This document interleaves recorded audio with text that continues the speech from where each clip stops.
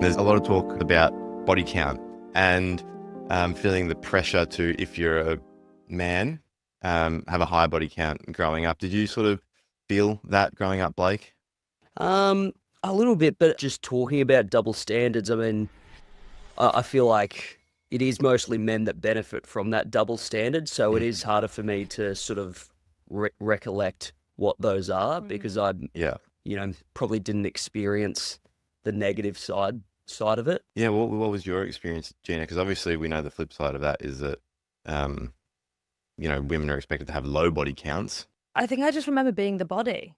Like, I just remember being the potential body of the body count. It just, like, the double standards are so interesting. And I think what's so hard for young women and girls as they're growing up is that we really socialize. The gender expectations for girls are very much, we could go through them individually, but actually they're very much based in this idea of like your appearance and your desirability are the most important things about you, but your sexual desire is deviant and evil. So like, as you try and grow up and you try and navigate your own sexuality, interacting with your own body and appearance, just that, it becomes really hard because it's like, well, that should be the most important thing, and you should make sure that that's to everyone else's standards, mostly men. This is very heteronormative framing, when we're talking about gender. But at the same time, you should be terrified of it, and it's a bad thing. It's kind of a sin. You shouldn't have sexual desire. Yeah. So you're kind of constantly trying to navigate that, which is obviously impossible. It was never created for it to be possible, if you to be able to win, right? Just like masculine stereotypes. Yeah. And so I just remember this constant experience of being like, I need to be really beautiful and constantly self-optimize. I need to be desirable, but don't be desirable because then I'm a slut and I'm going to get absolutely ripped down. But also being scared of boys and sex because I was seeing lots of objectification. We talk about body count, the name itself, body. Yeah. There's no human attached to that. It's just a body. Yeah. So there's just like a lot of that happening and growing up just being like, none of the language, but all of the feelings. Like just sitting with all of the feelings of it being like, I think I'm meant to be, like I remember being a teenager and like only understanding myself in response to how boys saw me. Like I actually didn't understand. Right. Do you know what I mean? Like I didn't actually... We know we can't know what you mean. That is so powerful. But you see it in schools every day, right? Like I remember being like, I'm hitting like, let's use a different name, Stan. That wasn't his name, but I was like, I'm Stan's girlfriend. And like not being able to connect with like me as an individual. And I remember my mum sitting with me when I said that because I was crying because we were breaking up, me and Stan. And my mum was like, voyage, Stan. Bon voyage, Stan. That's what I said when we broke up. And my mum being like, what do you mean you can't see yourself outside of being Stan's girlfriend? And me being like, I actually don't know what I like or what I think. And I was like 14 because it was just every movie I'd seen, everything had shaped this idea that I was to be a girlfriend or to be dated or to be looked at or to be, you know what I mean? Yeah. And my family were really supportive about all the ways that I was creative and different and in whatever that means. And like what I was interested in and how I was independent. But there was a moment there for about 3 or 4 years as a teenager where that wasn't having an effect. I was getting lost in that stream of gendered expectations. And I came back, thankfully. But I just remember those double standards. It just being like the boys at school are just like, I don't know, like dating and kissing with girls, and it was like go out the back and then everyone's going to watch and they're going to kiss at the same time. And God, the pressure of having to be a boy and be expected to be dating and doing all that stuff, not good. But just feeling like if that was me, like I'd be ostracized because it would be, I'm a slut. Like I'd be, you know what I mean? And I see that so much in the rooms that I'm in now, like this girls who are just at war with their bodies and themselves. And it's like, no wonder, because society has told you that your body is a bad thing, but it's also the most important thing about you. Yeah. And that's such hard territory to navigate.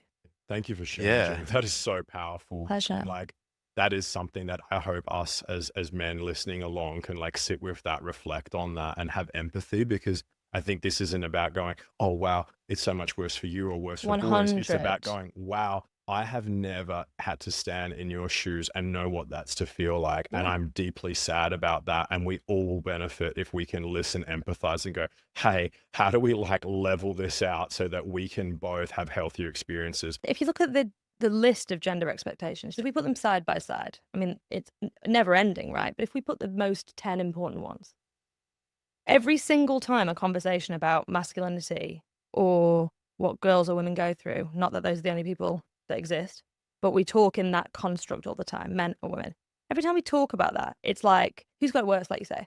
Who's struggling the most? Yeah, but boys are really struggling. Yeah, but girls are dealing with all this stuff. The reality is we are all unified by the fact that we are living under restrictive stereotypes, and they are completely controlling our relationship with ourselves and with each other. Yeah. And so unless we're able to sit like this and seek to understand each other's experience and then go, oh, I can see how that part of the stereotype means that happens to you, which then means that it becomes my struggle because it's imposed on me in violence. And I can see how, as a woman, you know, all the times when I was a teenager where I would reinstate really harmful ideas of masculinity on boys around me because the way that they would act, I would be like, oh, like, grow some balls. Like, I can see those moments, right? I have to be honest about those moments. Yeah. And we have to sit together and have these types of discussions to be able to sort of overcome that, but we don't do it. And so you're right, it's not a competition.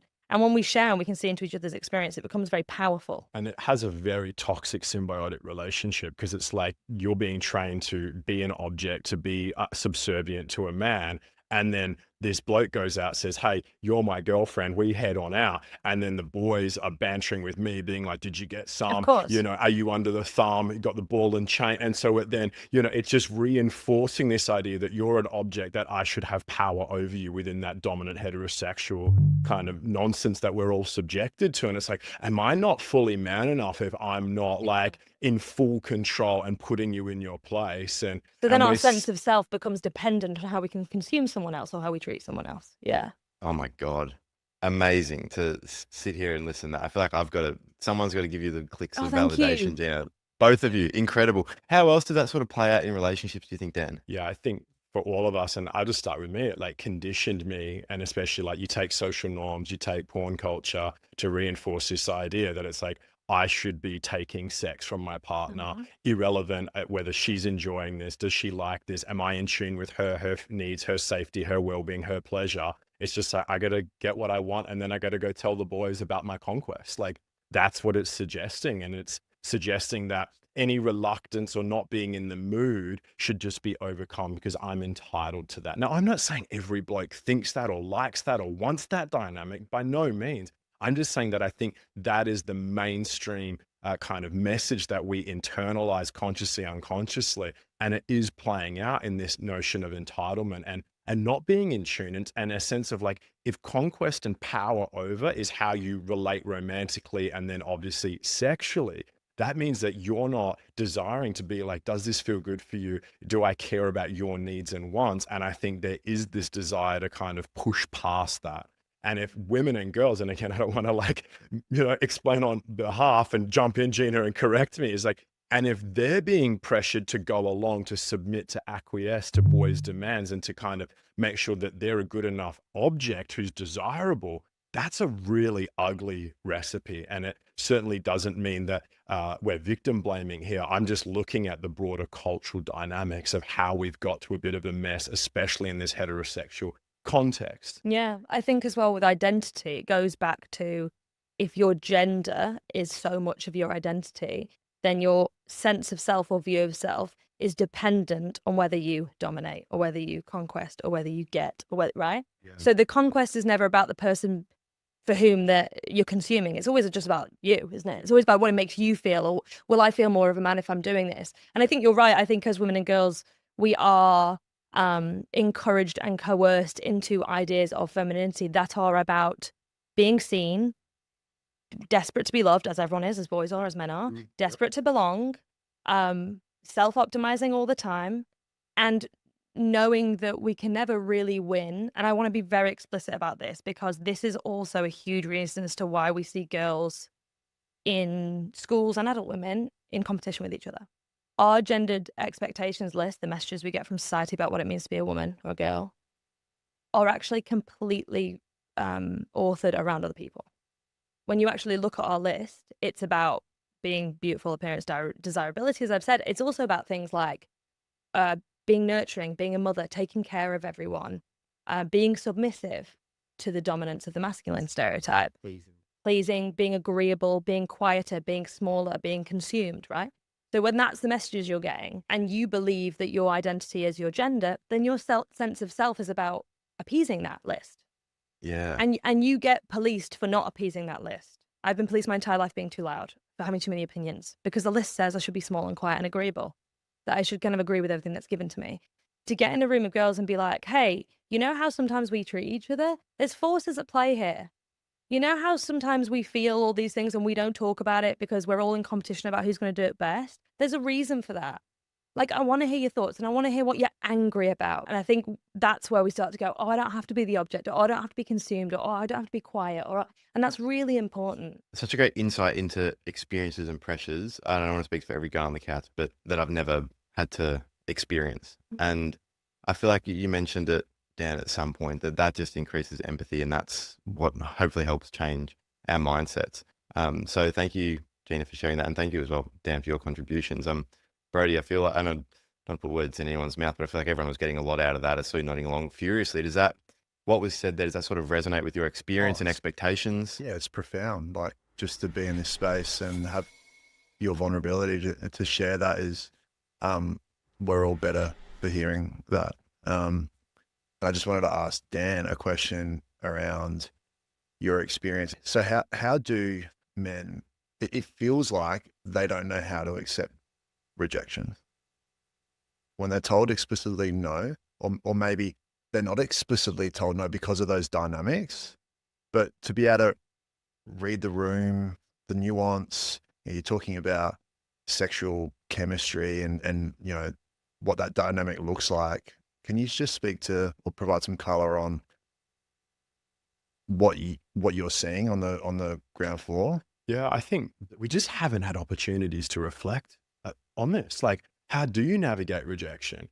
How do we come up with a vision of our sexuality where the other, as in the person you're with, their experience matters to you just as much as your experience? Like, what does that really mean? It means like this person that I'm with, like, I want to know that you're having a good time and I enjoy that. And that's hot. And I want that for you, not just like what I can get from this. And I just think we have to just continue to normalize having chats, especially with blokes. So it's like, of course you want your partner to enjoy this. Like, why would you not want your partner to enjoy, whether it's a hookup or actually a long-term relationship of intimacy and discovering one another? Like, why wouldn't you want that to be a good, fun, pleasurable thing for everybody? And I think when we can stray from these limited ideas around conquest, and it's like, I'm not, doing this to then perform for my mates and report back at the pub. It's like, no, like this other person's experience matters to me. The fact that they feel safe, connected, intimate pleasure from our experience, like that's what we're aiming for together. And we're both seeking that. So I think we just have so much work to do in normalizing that, because I actually see it and it sits there and it comes up in our chats.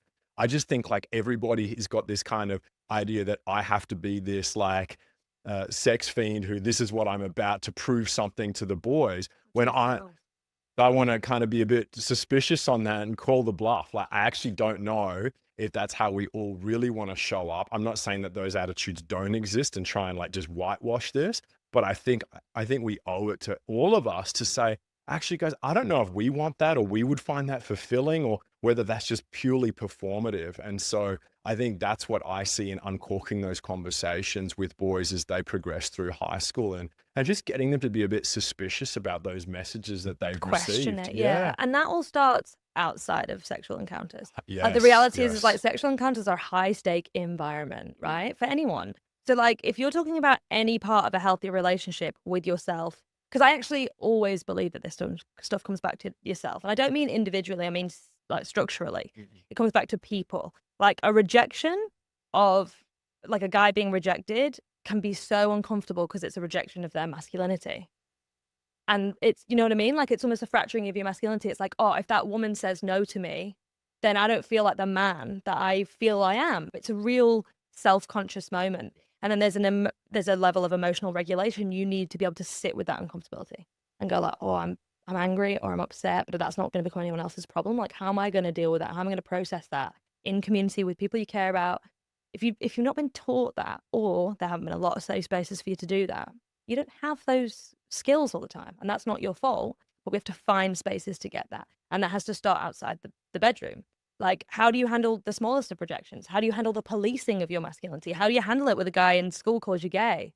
Can you emotionally regulate yourself there? Can you actually go even one step better and say like, hang on, do you know what that language does? Do you know what culture that upholds for people? What if I was and you didn't know? Like, what would that do to me? Who are you in those moments, in those micro high stakes moments, because it will make you a safer, better person when it really matters. Really important stuff that everyone said. The Teach Us Consent team respects and honours Aboriginal and Torres Strait Islander elders, past and present. And their enduring connection to this land.